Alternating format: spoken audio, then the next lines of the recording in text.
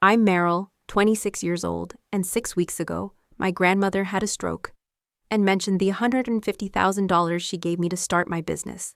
Except I never got that money. Turns out someone close had stolen that money and lied to us both. What I did next changed everything, exposing a betrayal 2 years in the making. And in front of a room full of investors, I revealed the truth that shattered my family. Before I tell you how it all unfolded, let me know in the comments if you've ever been betrayed by someone you trusted. And hit like if you believe the truth always finds a way out. Let me take you back to Salem, Oregon, where I grew up. Picture a typical middle-class neighborhood where everyone knew each other's business and Friday night football games were the biggest events of the week. My dad, Robert Mitchell, worked as a financial manager at First National Bank of Salem. He wore the same Navy suits every day and carried himself like he knew something the rest of us didn't. Mom taught 3rd grade at Lincoln Elementary, always coming home with paint under her fingernails and stories about 8-year-olds who still believed in magic. My younger sister Jessica was 3 years behind me, blonde and bubbly, the kind of kid who got away with everything just by batting her eyelashes. Then there was Grandma Maggie, my mom's mother, Margaret Thompson. She lived in the big house on Elm Street, the one with the wraparound porch and the garden that made the neighbors jealous. Maggie had built Thompson Real Estate from nothing back in the 80s, when women in business were still fighting to be taken seriously. She was tough as nails in her navy blazers and pearl earrings, but I always suspected there was something softer underneath. She'd slip me $20 bills when my parents weren't looking and ask about my computer classes with genuine interest. Dad never seemed comfortable around her, always fidgeting with his tie when she'd visit for Sunday dinners. The tension in our house was like humidity in summer. You couldn't see it, but you felt it everywhere. Dad constantly complained about money, even though we lived comfortably enough. He'd grumble about Grandma's extravagant spending on Jessica's dance lessons or my computer camps. Money doesn't grow on trees, he'd say, usually right after Mom suggested we take a family vacation or when I asked for a new laptop for school. But Jessica always seemed to get what she wanted: new clothes for school, a car for her 16th birthday, sorority fees at the University of Oregon. Your sister knows how to ask nicely, Dad would explain when I questioned the difference. The breaking point came during my senior year of high school. I'd fallen in love with coding during a computer science elective and decided I wanted to major in computer science at Portland State. Dad sat me down at our kitchen table, the same one where I'd done homework for 12 years, and delivered his verdict like a judge. Meryl, you need to be realistic. Computer stuff is a hobby, not a career for girls. You should study business or education, something stable. When I argued that tech was the future, his laugh was cold. You don't have the right mindset for business. You're too emotional, too idealistic. Stick to what you're good at. But I wasn't good at anything else, and we both knew it. That conversation lit something inside me that Dad couldn't put out. I applied to Portland State anyway, got accepted, and figured out financial aid on my own. Dad's parting words when I loaded my beat-up Honda Civic were, "Don't come crying to me when reality hits, Meryl. The world doesn't owe you anything just because you can write some computer code." Mom hugged me tight and whispered, "Prove him wrong, honey." But even she seemed relieved that the arguing would stop. Jessica waved from the front porch, already thinking about having the bigger bedroom to herself. College in Portland was like breathing fresh air after holding your breath for 18 years. I worked 20 hours a week at a campus tech support desk, lived on coffee and determination, and discovered I was actually pretty good at this computer stuff. Dad dismissed. My professors saw potential he never did.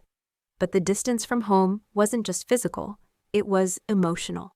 Phone calls became shorter and less frequent. Family visits felt like stepping back into a life that no longer fit. Grandma Maggie would call sometimes, usually when she thought Dad wasn't around. She'd ask about my classes, my job prospects, whether I was eating enough vegetables. "You're doing something important, sweetie," she'd say in her no-nonsense voice. "Don't let anyone tell you different." But those conversations always felt rushed, like she was checking over her shoulder. Dad never seemed to know about them, and I learned not to mention them during our awkward family dinners when I did come home. Looking back now, I wonder if Grandma saw something in our family dynamic that I was too young to understand. Maybe she knew Dad better than any of us realized. The call came at 2 a.m. on a Tuesday in February, I was deep in code, debugging a particularly stubborn payment system for my company's client. When my phone rang, Mom's voice was shaky in a way that made my stomach drop. "Meryl, honey, you need to come home. Grandma Maggie's had a stroke." The words hit me like ice water. I was dressed and in my car within 15 minutes, driving through the empty streets of Portland toward the freeway. My hands gripping the steering wheel so tight my knuckles went white. Salem Community Hospital smelled like disinfectant and desperation. I found my family in the ICU waiting room, Dad pacing by the windows, Jessica curled up in a chair scrolling her phone, Mom staring at nothing with red-rimmed eyes. "How is she?" I asked. And Dad's expression was unreadable. "Stable. The doctors say she got lucky. It was mild. But at her age?" He didn't finish the sentence, but we all heard what he wasn't saying. Grandma Maggie was 65, strong as an ox, but strokes were warning shots from mortality. When they finally let us see her, Grandma looked smaller than I remembered, fragile against the white hospital sheets. But her eyes were clear and sharp when they found mine. "There's my computer genius," she said, her voice slightly slurred but determined. "Come here, sweetie." I took her hand, careful of the IV line, and she squeezed my fingers with surprising strength. "I've been thinking about you, about what you're building. That startup of yours, I want to see it succeed before I—" She paused, studying my confused expression. "Your dad said you were being modest about it, working on something big. I'm proud of you for taking that leap." My mouth went dry. "Startup? What startup?" I glanced at Dad, who was suddenly very interested in adjusting Grandma's blankets. I'm still in the planning phases, Grandma. You know how these things take time." The lie came out smoother than I expected, but it tasted bitter. Grandma nodded approvingly. "Smart girl. Do your research first. That $150,000 I sent should give you plenty of runway to get started properly." The room tilted slightly. $150,000. I forced my face to stay neutral while my mind raced. "Yes, it's been incredibly helpful," I managed. That night, I couldn't sleep in my childhood bedroom with its faded purple walls and participation trophies. I stared at the ceiling, trying to piece together what I'd just learned. Grandma thought she'd given me money for a startup. Dad had apparently told her I was working on some big business venture, but I'd never seen a penny of any startup funding. And I definitely wasn't working on anything that required 6 figures of investment. The math was simple and terrifying. Someone was lying, and I was pretty sure I knew who. The next morning, I made a decision that would have seemed impossible just days earlier. I called my boss and used every single vacation day I had coming. Then I drove to downtown Portland and signed a lease on the smallest office space I could find in the Pearl District. 300 square feet, no windows, but it had an address and Wi-Fi. I spent my life savings, all $30,000 of it, on secondhand furniture, a decent computer setup, and business cards that read, "Meryl Mitchell, founder and CEO, Secure Next Solutions." I had no idea what Secure Next Solutions was supposed to do, but it sounded legitimate enough for a grandmother who'd just had a stroke. The next 2 weeks blurred together in a haze of caffeine and desperation. I taught myself enough about business plans to fake one. Created a website with stock photos of diverse professionals looking thoughtful in conference rooms, and even hired my neighbor's boyfriend to pose as my lead developer for some LinkedIn photos. I was building an elaborate lie, but it felt like the only way to protect Grandma from whatever truth was lurking beneath Dad's stories. She needed to believe her granddaughter was successful, that her money had gone to something worthwhile. But the exhaustion was killing me, working my day job from 9 to 5, then rushing to my fake office to answer emails and take calls as CEO Meryl until midnight. I lost 10 pounds I couldn't afford to lose, started drinking coffee by the pot, and developed a twitch in my left eye that wouldn't go away. My real boss started asking questions about my distracted performance. My friends stopped inviting me out because I always canceled. I was drowning in a lie that grew bigger every day, all to protect a grandmother who believed in me more than my own father ever had. The irony wasn't lost on me. I was failing at my real job while pretending to succeed at a fake one. But every time I thought about telling Grandma the truth, I remembered how her face had lit up when she talked about my business. She'd spent her whole life building something from nothing, fighting for respect in a world that didn't want to give it to women like her. How could I tell her that her faith in me was based on a lie? How could I admit that the money she'd scraped together to help me chase my dreams had somehow vanished into thin air? So I kept up the charade, even as it slowly destroyed everything else in my life. 3 weeks after Grandma's stroke, I was at my parents' house, helping Mom organize get-well cards, when my phone rang. I glanced at the caller ID, David Chen, my best friend and coworker. "Hey, sorry, I need to take this," I told Mom, stepping into Dad's home office for privacy.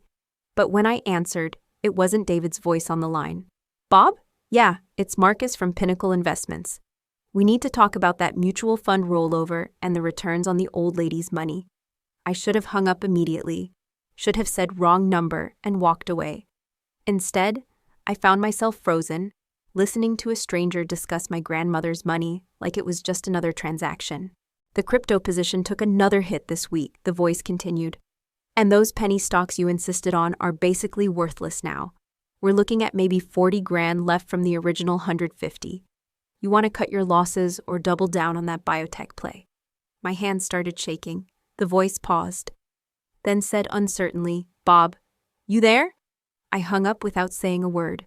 My heart was hammering so hard I could hear it in my ears. 40,000 left from 150,000. Crypto, penny stocks, the old lady's money. I sank into Dad's leather desk chair, the same one where he'd lectured me about being realistic throughout my childhood, and tried to process what I'd just heard. Someone named Marcus thought he was talking to my dad about investing my grandmother's money. Money that was supposed to be funding my non-existent startup. The office suddenly felt different, like I was seeing it for the first time. Dad's certificates on the wall, his financial planning awards, the family photos where he always stood a little apart from the rest of us. I started opening desk drawers, not really sure what I was looking for, but driven by a sick certainty that there were answers hiding in plain sight. In the bottom drawer, underneath a stack of bank statements, I found a leather portfolio labeled Personal Investments, R. Mitchell. My hands trembled as I opened it. The first page was a handwritten ledger in Dad's careful script. Ems Thompson, $150,000, dated 2 years ago.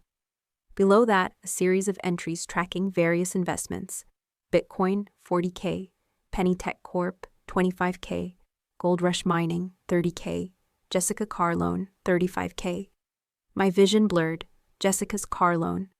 My little sister's bright red Honda Civic that she'd gotten for her 22nd birthday. The one Dad said he'd gotten a great deal on, was paid for with Grandma's money. Money that was supposed to be mine. I flipped through more pages, each one making me sicker. Investment summaries showing massive losses. Email printouts from Marcus at Pinnacle Investments, detailing Dad's increasingly desperate attempts to recoup his losses with riskier and riskier bets. A credit card statement showing a $25,000 cash advance that had gone towards something called Moonshot Pharmaceuticals. At the bottom of the pile, a bank statement from Dad's personal account showing a current balance that made my student loan debt look manageable. The front door slammed, and I heard Dad's voice in the kitchen. "Linda? Meryl still here?" My hands moved frantically, photographing pages with my phone, before stuffing everything back into the drawer. When Dad appeared in the office doorway, I was sitting innocently in his chair, scrolling through my phone like I'd been there all along. "What are you doing in here?" he asked, and there was something sharp in his voice that I'd never heard before. "Just needed somewhere quiet to take a work call," I said, standing up slowly. The kitchen was too loud. Dad's eyes flicked to his desk, scanning for anything out of place. For a moment, we just looked at each other, and I felt like I was seeing my father clearly for the first time in my life. The man who'd told me I wasn't cut out for business had gambled away my grandmother's money on get-rich-quick schemes. The man who'd preached about financial responsibility had blown through 6 figures like it was pocket change. "Dad," I said quietly, "I need to ask you something." His jaw tightened almost imperceptibly. "About Grandma's money. The startup funding she mentioned at the hospital." The silence stretched between us like a wire about to snap. Finally, Dad laughed, but it sounded forced. "Meryl, your grandmother gets confused sometimes. You know how older people can be about money? She probably just forgot some conversation we had about helping you out someday." The lie was so smooth, so practiced, that I almost believed it myself. This was Dad, after all. The man who'd taught me to ride a bike, who'd sat through every school play I'd ever been in, who'd helped me change my first flat tire. But the evidence was sitting in his desk drawer, and the phone call I'd overheard was still echoing in my ears. She seemed pretty specific about the amount, I pressed. $150,000. Dad's face went completely still. I don't know what you think you heard, Meryl, but you're mistaken. Your grandmother never sent you any money. If she had, don't you think you'd remember receiving it? The question hung in the air like smoke. Of course I'd remember receiving $150,000. That was more money than I'd ever seen in my life. Enough to change everything. Enough to actually start the business I'd dreamed about since college. But I hadn't received it, which meant Dad was either lying about Grandma sending it or lying about me getting it. Given the investment portfolio in his desk drawer and Jessica's mysteriously paid-for car, I was pretty sure I knew which one it was. I didn't sleep that night. I sat in my Portland apartment staring at the photos on my phone, pages and pages of evidence that my dad had stolen from both me and Grandma. By sunrise, I'd made a decision that would have terrified the old Meryl, the one who always tried to keep the peace. I called David Chen at 7 a.m., knowing he'd be awake because he was even more of a workaholic than I was. "I need your help," I said without preamble when he answered. "And you're probably going to think I've lost my mind." David had been my closest friend since we'd started at TechFlow Solutions 3 years ago. If anyone would understand the technical side of what I was about to propose, it was him. An hour later, we were sitting in Powell's Books Cafe, surrounded by the comforting smell of coffee and old paper. David listened without interrupting as I laid out everything: Grandma's stroke, the mysterious startup money, the phone call I'd overheard, the investment records in Dad's desk. When I finished, he was quiet for a long moment, stirring his coffee with mechanical precision. "So your dad basically embezzled $150,000 from your grandmother and told her it went to you," he finally said. "And now you're living this elaborate lie to protect her feelings while he's gambling away what's left." I nodded miserably. "When you put it like that, it sounds even worse." David leaned forward, his expression intense. "Meryl, this isn't just family drama. This is theft. You could report this to the police." But I shook my head immediately. Grandma just had a stroke. The stress of learning the truth, of pressing charges against her own son-in-law, it could kill her. And what if I'm wrong? What if there's some explanation I'm missing? David's laugh was humorless. "You photographed his investment records. You heard the phone call. What other explanation could there be?" He was right, but family loyalty ran deeper than logic, even when that family had betrayed you. That's when David said something that changed everything. "What if we don't have to choose between protecting your grandmother and getting justice?" I looked up from my coffee, curious despite my exhaustion. "What if we make your fake startup real? Like, actually real? Build something legitimate, something that could actually justify her investment." The idea was insane. I was a software engineer, not an entrepreneur.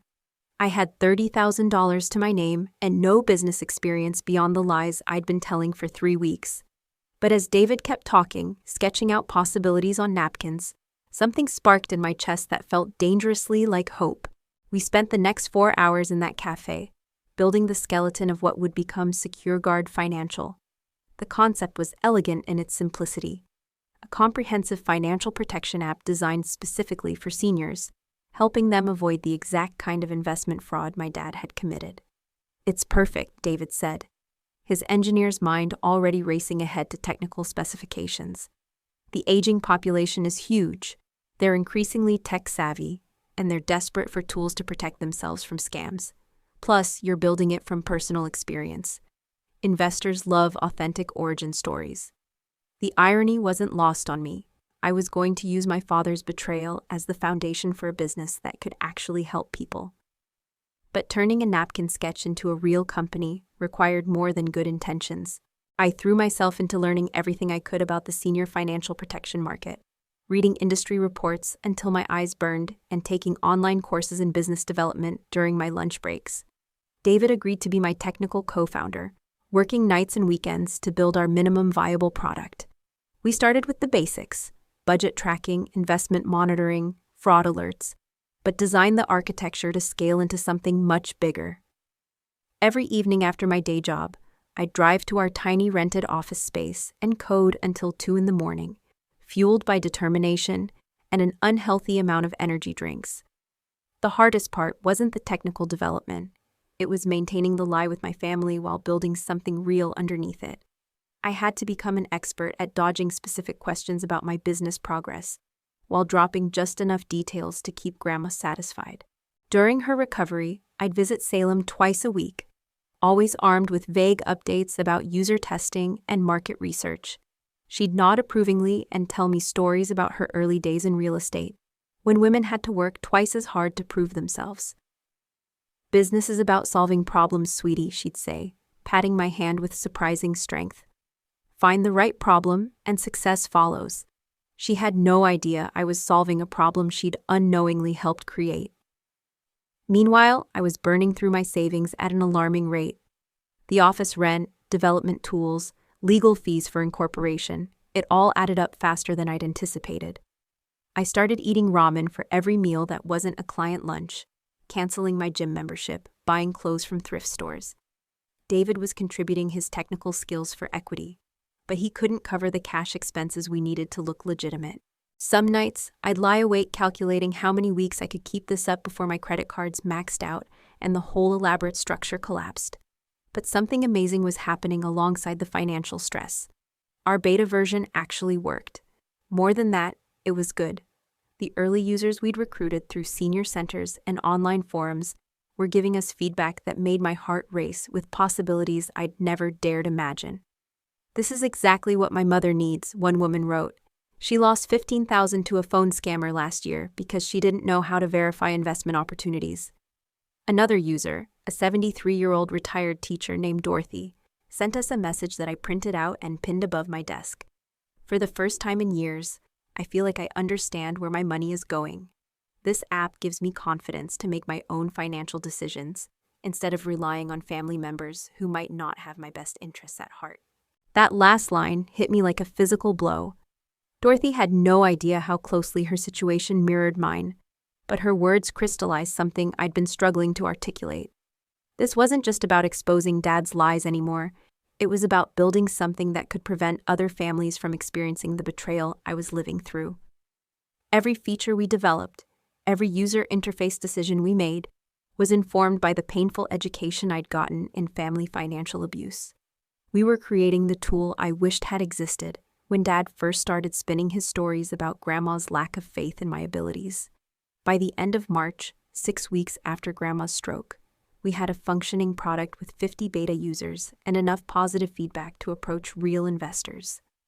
That's when I made the decision that would either vindicate everything I'd sacrificed or destroy what was left of my relationship with my family. I was going to organize a demo day, a real one with actual investors and press coverage. I'd invite my entire family, including Grandma, and use the event to accomplish two things: launch SecureGuard Financial as a legitimate business, and publicly reveal the truth about Dad's theft in a way that couldn't be denied or explained away. The plan was audacious and terrifying. I'd need to secure real investment interest, coordinate media coverage, and orchestrate the revelation of Dad's crimes in front of an audience that included the grandmother I was trying to protect. But I was done living in the shadow of his lies. If I was going to build a business based on financial transparency and trust, it had to start with complete honesty about how that business came to exist. The scared, people-pleasing daughter who'd been living a double life for months was about to step aside for someone I was just beginning to recognize. An entrepreneur who'd learned that sometimes the most important business decision is when to stop accepting unacceptable behavior from the people who claim to love you. Demo day was set for the last Sunday in March at the Pearl District WeWork space I'd reserved with my last available credit. The irony of hosting a financial security event while maxing out my own credit cards wasn't lost on me. But sometimes you have to spend your last dollar to make your first million. I'd managed to secure commitments from 3 actual investors: 2 Portland angel investors I'd met through networking events, and 1 venture capitalist from Seattle who specialized in senior-focused technology. David had created a presentation that showcased our beta metrics and user testimonials, while I'd spent a week crafting a narrative that would seamlessly transition from business pitch to family revelation.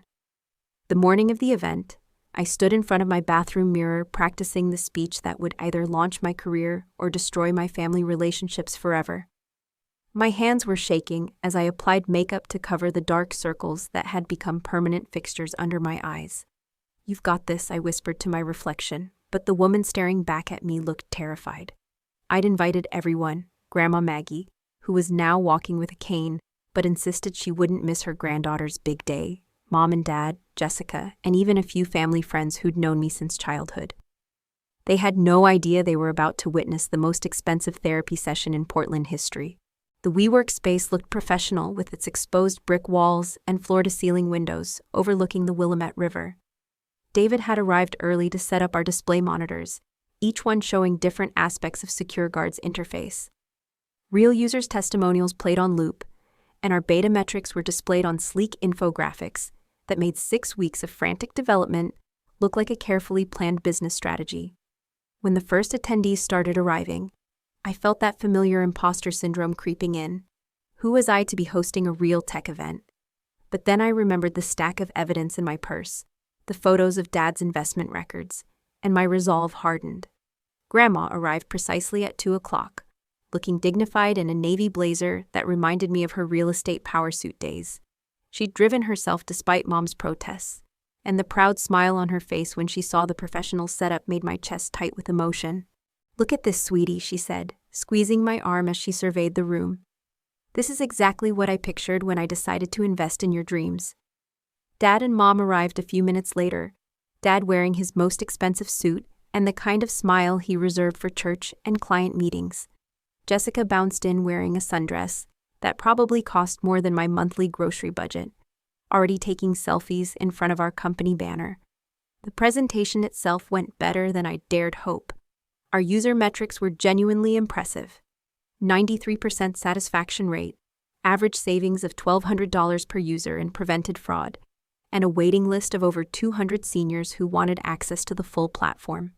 The investors asked smart questions about scalability and revenue models, and I found myself answering with confidence I didn't know I possessed. Dorothy, our 73-year-old beta user, had agreed to join us via video call to share her experience, and her testimonial about feeling financially empowered for the first time in decades brought actual tears to several attendees' eyes. But the real moment came during the Q&A session, when one of the investors asked about our founding story and initial funding. This was my cue, the moment I'd been rehearsing for weeks. "That's an interesting question," I said, my voice steadier than I felt. SecureGuard Financial exists because of a very personal experience with family financial abuse. The room went quiet, sensing a shift in tone. I clicked to the next slide, which showed a simple timeline of events. 2 years ago, my grandmother generously provided $150,000 to help me start a business. However, that money never reached me. Instead, it was diverted by a family member who used it for personal investments, including cryptocurrency and penny stocks. The silence in the room was deafening. I could see Dad's face going pale in my peripheral vision, but I kept my eyes on the investors as I continued. Over the past 2 years, approximately 70% of that investment was lost to high-risk speculation. The remaining funds were used for personal expenses, including a car purchase for another family member. My grandmother was told that her money was funding my business success, while I was told that no such funding existed. The professional presentation slides now showed screenshots of Dad's investment records, his communications with Marcus at Pinnacle Investments, and the paper trail of financial decisions made without Grandma's knowledge or consent. The beautiful irony, I continued, my voice gaining strength, is that this deception led to the creation of exactly the kind of business my grandmother intended to fund. SecureGuard Financial exists to protect seniors from the kind of financial manipulation my own family experienced. Every feature we've built, every security protocol we've implemented, stems from intimate knowledge of how trust can be weaponized against the people who offer it most freely. I finally looked directly at Grandma, whose face showed a mixture of shock and dawning understanding. "Grandma, the money you sent to help me succeed was stolen, but I've spent the last 6 weeks building the business you believed in anyway, using my own savings and the kind of determination you taught me." The room erupted in whispers and shocked murmurs. One of the investors was furiously taking notes, clearly recognizing the marketing goldmine of an authentic origin story. Jessica's mouth was hanging open, and Mom had tears streaming down her face. Dad looked like he wanted to disappear through the floor, his carefully maintained facade crumbling in real time. This is why SecureGuard Financial matters, I concluded, clicking to our final slide. Because financial abuse often comes from the people we trust most. Our platform doesn't just protect against stranger scams. It provides transparency and verification tools that help families maintain honest relationships around money. Grandma was the first to speak, her voice carrying across the silent room with surprising strength. "Robert," she said, addressing Dad, without taking her eyes off me, "is what Meryl just said true?"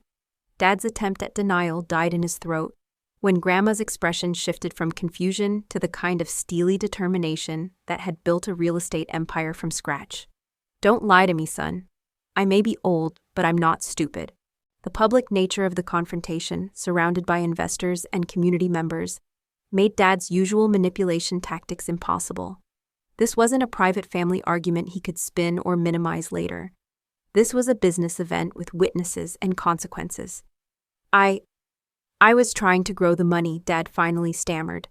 "I thought if I could double it through some smart investments, Meryl would have even more to work with." But Grandma's laugh was sharp enough to cut glass. "Smart investments? You mean gambling with money that wasn't yours to risk?" She turned back to me, and I saw something in her eyes I'd never seen before. Not just pride, but respect. "Meryl, sweetie, how much of your own money did you spend building this company?" When I told her about my savings, the office rent, the equipment purchases, her expression hardened further. "So you've been funding the business I thought I was already supporting, while my actual money disappeared into Robert's get-rich-quick schemes." The investors were watching this family drama unfold with the fascination of people witnessing a masterclass in authentic storytelling. This wasn't just a pitch anymore, it was live action proof of the problem SecureGuard was designed to solve. One of them leaned forward and asked the question that would change everything. "Meryl, what kind of investment are you looking for to scale this platform?" And that's when I realized that Dad's betrayal had done something he never intended. It had given me the most compelling business story any entrepreneur could ask for, wrapped in metrics that proved the market demand was real. The immediate aftermath of my demo day revelation was like watching a carefully constructed house of cards collapse in slow motion. Dad's first instinct was damage control, the same corporate crisis management he'd probably learned in his banking training. "Meryl, this is a private family matter," he said, his voice tight with barely controlled panic. "We shouldn't be discussing this in front of strangers." But the room full of investors and community members wasn't buying his attempt to minimize what they'd just witnessed. One of the Portland Angel investors actually spoke up. "Mr. Mitchell, your daughter just demonstrated the exact problem her platform solves. This is precisely the kind of family financial abuse that costs seniors billions annually." Dad's face went through a spectrum of emotions I'd never seen before. Denial, anger, desperation, and finally something that looked almost like relief. But instead of acknowledging what he'd done, he doubled down on the narrative that had served him for 2 years. "I was managing that money responsibly," he insisted, his banker's training kicking in. "Investment involves risk, and sometimes those risks don't pay off immediately. I was building a portfolio that would benefit the entire family long-term." The explanation might have worked in a private conversation, but surrounded by financial professionals who understood the difference between managed risk and reckless speculation, it fell flat. David quietly pulled up Dad's investment records on his laptop and showed them to the nearest investor, whose eyebrows shot up when he saw the cryptocurrency and penny stock transactions. Grandma's response was swift and decisive, cutting through Dad's explanations with the authority of someone who'd spent decades managing real money. "Robert, be quiet," she said, her voice carrying the same tone she'd probably used to close million-dollar real estate deals. "You took my money without my permission, gambled it away on investments I never would have approved, and then lied to both me and Meryl about where it went. That's not risk management, that's theft." The word hung in the air like a physical presence, and I watched Dad's carefully maintained composure finally crack completely.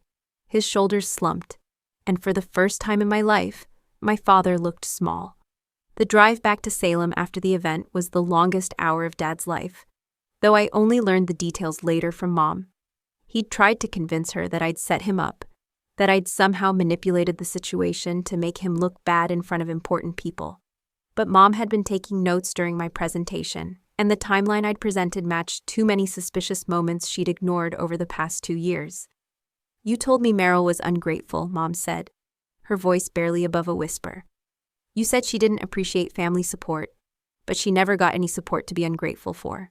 That conversation, happening in the car where Dad couldn't escape or deflect, was apparently when the full weight of his situation finally hit him.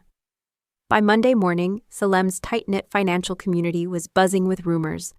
In a town where everyone knew everyone, word traveled fast that Bob Mitchell from First National had been publicly accused of misappropriating family funds at some fancy tech event in Portland. Dad's supervisor called him into a closed-door meeting before noon, asking pointed questions about his personal financial management and whether any conflicts of interest might affect his professional judgment. The bank couldn't fire him based on family accusations, but they could certainly make his work environment uncomfortable while they reviewed his portfolio management practices. The social consequences were arguably worse than the professional ones. Salem was the kind of community where reputation mattered more than money, and Dad had built his identity around being the reliable financial advisor everyone turned to for investment advice. By Wednesday, 3 different neighbors had called Mom asking if the rumors were true, and Thursday brought a particularly brutal conversation with their pastor, who'd heard about the situation from one of the church elders.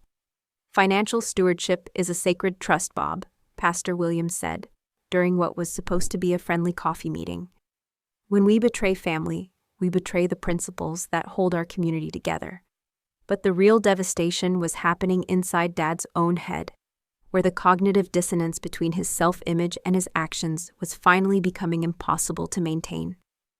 For 2 years, he'd convinced himself that he was protecting his family's interests by growing Grandma's investment. He'd rationalized every risky trade, every lost dollar, as part of a larger strategy that would eventually vindicate his decisions. The cryptocurrency investments weren't gambling, they were positioning for the future of finance. The penny stocks weren't desperate speculation, they were ground floor opportunities in emerging sectors. But stripped of these justifications in front of an audience of actual financial professionals, his actions looked exactly like what they were: the desperate flailing of a man trying to prove his worth through other people's money. The breaking point came on Friday night, when Dad sat alone in his home office with a bottle of whiskey and a calculator, trying to figure out how to explain a 2-year pattern of lies to a family that no longer trusted him. Jessica had been sending him angry texts all week about having to return her car and figure out her own transportation. Mom was sleeping in the guest bedroom and speaking to him only when absolutely necessary. Grandma had called his bank supervisor directly to clarify some financial questions, which had resulted in another uncomfortable meeting about professional boundaries and family entanglements. But the worst part wasn't the anger or disappointment from his family. It was the growing realization that he'd systematically destroyed the one relationship that might have mattered most. Watching my presentation, seeing the confidence and expertise I'd developed despite his dismissiveness, Dad was forced to confront a truth he'd been avoiding for years. I wasn't the naive dreamer he'd convinced himself I was. I'd built something real, something valuable, something that solved actual problems for real people. While he'd been gambling away Grandma's money on get-rich-quick schemes, I'd been quietly developing the exact kind of business acumen he'd always claimed I lacked. The financial reality was becoming impossible to ignore as well. Marcus from Pinnacle Investments had been calling daily, demanding decisions about the remaining $40,000 in increasingly dire investment positions. The cryptocurrency had lost another 15% since the demo day, and 2 of the penny stock companies had been delisted entirely. Dad was facing the very real possibility that he might have to tell Grandma that her entire investment was gone, eaten up by fees and failed speculation. The thought of making that phone call, of watching her face when she realized the extent of his betrayal, made him physically sick. By the weekend, Dad was experiencing something that felt like a complete identity collapse. The man who'd spent decades advising others about financial responsibility had proven spectacularly irresponsible with money that wasn't even his. The father who'd lectured his daughters about hard work and practical decisions had gambled away their grandmother's savings. while criticizing one daughter's ambitions and spoiling the other's lifestyle. The husband who'd promised to provide security and stability for his family had created chaos and mistrust that would take years to repair, if it could be repaired at all. Sunday morning brought an unexpected catalyst for change. Dad was nursing his third cup of coffee and his second hangover of the week when Mom placed a printed article on the kitchen table in front of him. It was from the Portland Business Journal, featuring a photo of me at the demo day with the headline, "Local Entrepreneur Turns Family Betrayal into Business Success." The article quoted several investors praising SecureGuard Financial's potential and highlighting the authenticity of our origin story. Merrill Mitchell didn't just identify a market need, one investor was quoted as saying. She lived it. That kind of personal experience creates businesses that actually solve problems instead of just chasing profits. Reading about my success in the context of his failure was the final straw that broke Dad's carefully maintained denial. This wasn't just about him anymore, it was about the daughter he'd underestimated, the wife he'd lied to, the mother-in-law he'd betrayed, and the community that had trusted him. For the first time in 2 years, Dad started writing an honest assessment of what he'd done and what it would take to make things right. The list was longer and more expensive than he'd imagined, starting with finding a way to restore Grandma's money and ending with rebuilding relationships that might be permanently damaged. That night, Dad did something he hadn't done since childhood. He cried. Not the frustrated tears of someone caught in a lie, but the deep, ugly sobbing of someone finally confronting the full scope of his failures. He'd lost more than money in his desperate attempts to prove his financial expertise. He'd lost his daughter's respect, his wife's trust, his mother-in-law's confidence, and his own sense of who he was supposed to be. The question now wasn't whether he could fix what he'd broken. It was whether anyone would give him the chance to try. The first sign that something fundamental had shifted came 3 days after the Business Journal article was published. I was in my tiny office space, riding the high of having actual investors interested in SecureGuard, when David knocked on my door holding an envelope. This was sitting on the front desk, he said, looking puzzled. Hand-delivered, no postmark. Inside was a single sheet of paper covered in Dad's careful handwriting, the same script I'd seen on his investment ledgers, but shaky now, uncertain. Merrill, it began. I have spent 3 days trying to write this letter and failing to find words adequate for what I need to say. I stole from you. I stole from Grandma. I lied to everyone, including myself, about what I was doing and why. What followed wasn't the defensive justification I'd expected, but a detailed accounting of every transaction, every lie, every moment when he'd chosen his pride over our family's well-being. He'd included copies of all the investment statements, a full confession to Marcus about the unauthorized gambling, and a repayment plan that would take him 7 years to complete, even if he took a second job. I know you have no reason to believe me, the letter continued, but I want you to know that watching you succeed in spite of my betrayal has been the most humbling experience of my life. You built something real while I was building castles in the air with other people's money. The transformation in Grandma was even more dramatic and immediate. Within a week of the demo day, she'd hired her own lawyer to review Dad's financial management and had restructured her entire estate to prevent future abuse. But more than that, she'd thrown herself into understanding SecureGuard with the same intensity she'd once brought to mastering real estate law. She showed up at our office the following Thursday carrying a tablet and a notebook, announcing that she wanted to become our first official investor and advisor. I may be old, she said, settling into our conference room like she owned the place, but I'm not done learning, and I want to make sure this never happens to another family. Grandma's investment wasn't just financial, though her $200,000 Series A commitment was enough to make our other investors take notice. She became our most dedicated beta tester, recruiting her entire book club to try the platform and provide feedback. Watching her navigate our app with the same careful attention she'd once given to property contracts was both heartwarming and illuminating. She caught user interface issues our younger testers had missed and suggested features that addressed real concerns from her demographic. You need a family transparency mode, she announced during one of our weekly review sessions, where seniors can give their adult children view-only access to their financial decisions without giving them control. Mom's transformation was quieter, but no less significant. She'd moved out of the main bedroom and into Grandma's guest house, claiming she needed space to think, but really creating physical distance from Dad, while she processed 2 years of lies. But instead of wallowing in betrayal, she'd started educating herself about financial management with the determination of someone who'd realized she could never afford to be ignorant again. She enrolled in online courses about investment basics and retirement planning, spent hours reading financial blogs, and even asked if she could attend our user focus groups to better understand the problems SecureGuard was solving.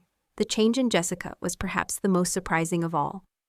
My little sister, who'd never shown interest in anything more serious than her Instagram follower count, was devastated by the realization that her car and lifestyle had been funded by stolen money. She returned the Honda to the dealership, taking a significant financial loss, but insisting that keeping it would make her complicit in Dad's theft. "I can't drive a car bought with Grandma's money," she said, tears streaming down her face during a phone call that lasted 3 hours.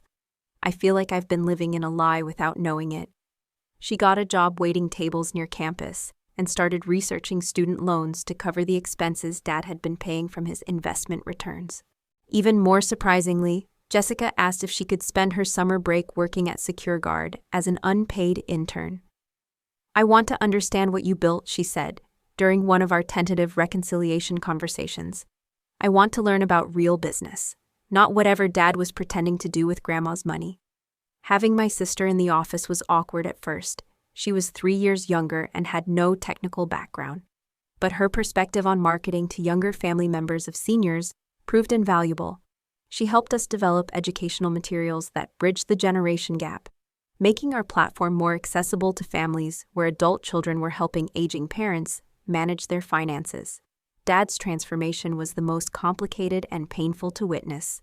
The confident, dismissive man who'd spent years lecturing me about practical career choices had been replaced by someone who seemed genuinely broken by the scope of his failures. He'd started seeing a therapist, joined a Gamblers Anonymous group despite insisting his investments weren't gambling, and taken a second job at a tax preparation service to accelerate his debt repayment. When he finally called me, 6 weeks after the demo day, his voice was so different I almost didn't recognize it. "I don't expect forgiveness," he said quietly.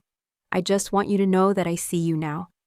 I see what you built, what you accomplished, and I'm ashamed that it took public humiliation for me to recognize my daughter's talent." The conversation was stilted and uncomfortable, but it marked the beginning of something that might eventually become a relationship again. Dad couldn't undo 2 years of theft and lies, couldn't restore the trust he'd shattered or erase the stress he'd caused. But he could stop pretending that his actions had been justified, stop blaming external circumstances for choices he'd made. "I told myself I was protecting the family," he said during one of our carefully structured phone calls. "But I was really protecting my ego. I couldn't admit that my daughter was more capable than I was, so I tried to prove my worth by risking money that wasn't mine to risk." The family that emerged from this crisis was smaller, more cautious, and infinitely more honest than the one that had existed before. We'd lost the comfortable illusions that had held us together, but we'd gained something more valuable: the knowledge that we could survive the truth, even when it was ugly and expensive and humbling. Grandma had her money back, plus the satisfaction of seeing it fund the exact kind of innovative business she'd originally intended to support. Mom had financial literacy and independence she'd never possessed before. Jessica had learned the difference between earned success and borrowed lifestyle. And I had a family that finally saw me clearly, even if it had taken near destruction to get there. 6 months after that demo day that changed everything, I'm sitting in the corner office of SecureGuard Financial's new headquarters in Portland's South Waterfront District. The floor-to-ceiling windows overlook the Willamette River, and I can see Mount Hood on clear days like today. It's a far cry from that 300-square-foot windowless space where I first started building my elaborate lie. The irony still makes me smile. I faked having a successful startup until I actually had one. Sometimes the best way to become something is to pretend you already are, even when the pretending costs you everything you have. Our Series A funding closed at $2.3 million, led by the same Portland angel investor who witnessed Dad's public meltdown. "Authentic founder stories are rare," she told TechCrunch during the announcement interview. Meryl didn't just identify a market gap. She lived the problem her platform solves. That kind of personal investment creates companies that actually matter. We now have 22 employees, including David as our CTO and Jessica as our surprisingly effective marketing coordinator.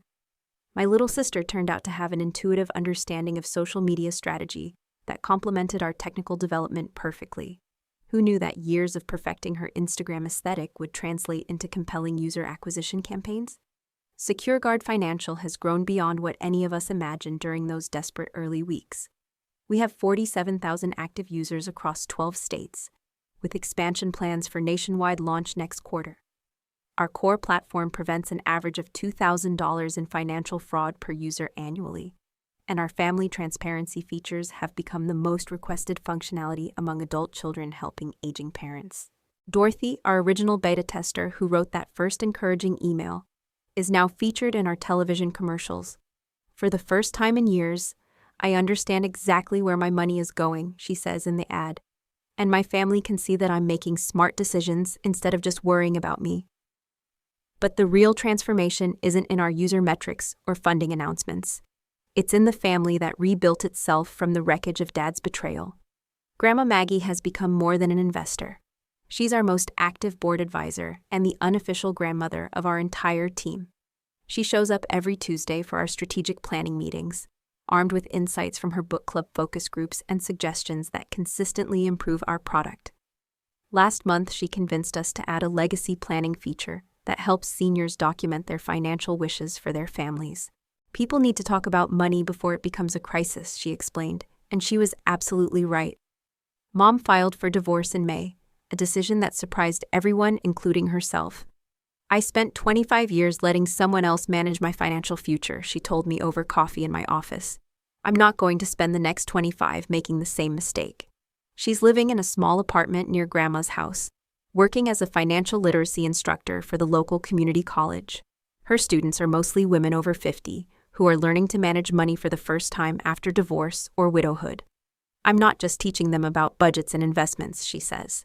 I'm teaching them that it's never too late to take control of your own financial story. Dad's journey has been the most difficult and uncertain of all our transformations. He completed his debt repayment plan ahead of schedule by working 60-hour weeks between his bank job and tax preparation service. But money was the easy part compared to rebuilding trust. He's been in therapy for 6 months, attending Gamblers Anonymous meetings twice weekly, and reading every book about financial ethics he can find. Our relationship is still fragile, built on scheduled phone calls and carefully supervised visits during family gatherings. But slowly, incrementally, we're building something that might eventually resemble a father-daughter relationship again. The most meaningful moment came 3 weeks ago, when Dad attended our company's first annual user conference as a guest speaker. He had asked if he could share his story from the perpetrator's perspective, explaining how families enable financial abuse through secrecy and misplaced trust. Standing on stage in front of 300 seniors and their adult children, he talked about the psychology of investment fraud and the warning signs families should watch for.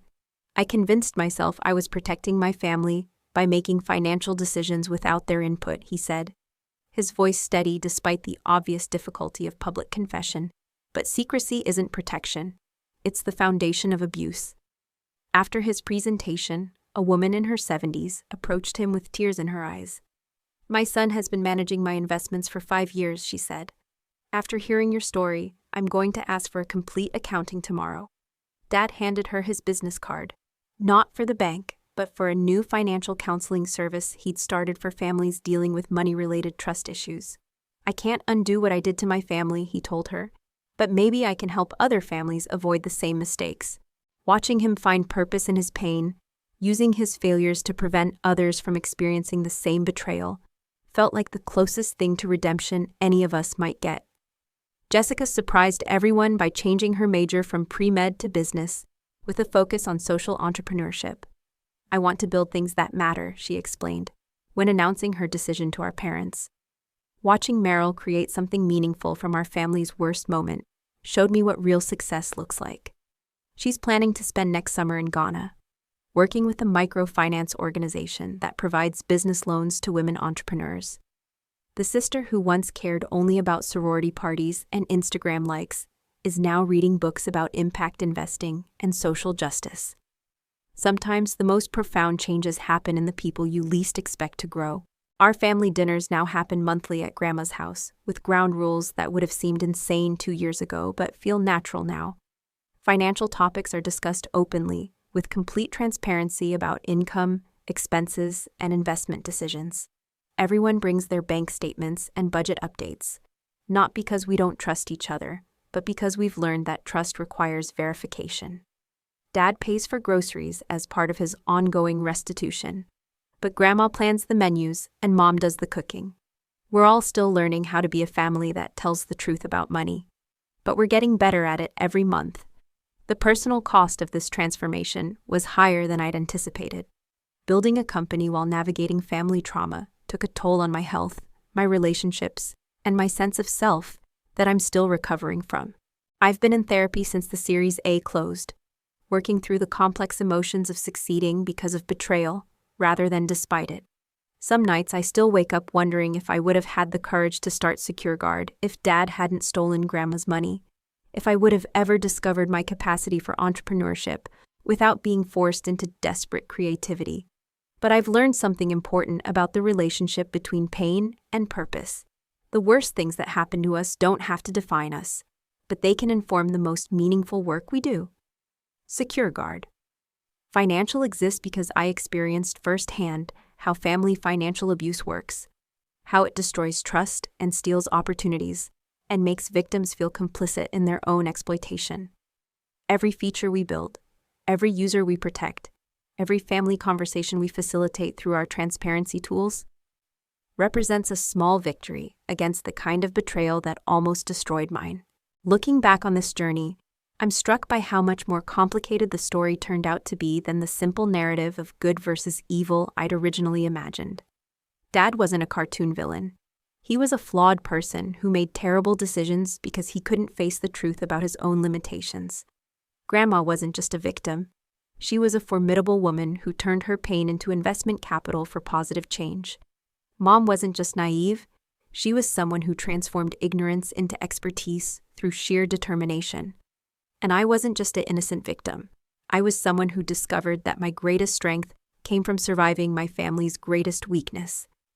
The business world loves stories about entrepreneurs who turned personal pain into profitable solutions, but they rarely talk about the emotional complexity of that transformation. Success built on family dysfunction feels different from success built on pure ambition or technical innovation. There's a weight to it, a responsibility to honor not just the opportunity, but the suffering that created it. Every time someone tells me they admire my resilience or my ability to turn lemons into lemonade, I think about the real human cost of the ingredients that went into my lemonade stand. So that's my story. From stolen dreams to startup success, from family betrayal to building something that actually protects other families from experiencing what we went through. If you've listened this far, I want to know what you think. Have you ever discovered that someone you trusted was lying about money? Have you experienced financial abuse from family members who were supposed to protect you? Drop a comment below and share your story, because these conversations matter more than we realize. If this resonates with you, please share it with someone who might need to hear it. Financial abuse thrives in silence and shame, but it can't survive transparency and community support. There are people in your life who are probably dealing with money-related family drama right now, feeling isolated and confused about how to handle it. Let them know they're not alone, and that it's possible to build something beautiful from even the most painful betrayals. And if you're currently living through financial manipulation or family lies about money, please know that you deserve better. You deserve honesty, respect, and people who believe in your dreams enough to support them with truth instead of undermining them with deception. Don't give up on yourself, even when the people closest to you already have. Your story isn't over, and your best chapters might be written in the aftermath of your worst experiences. Thank you for listening, for being part of this community, and for believing that our most difficult experiences can become our most meaningful contributions. Remember, you don't have to be grateful for the pain you've experienced, but you can choose to transform it into something that serves others. Until next time, keep building, keep growing, and never let anyone convince you that their comfort is more important than your truth.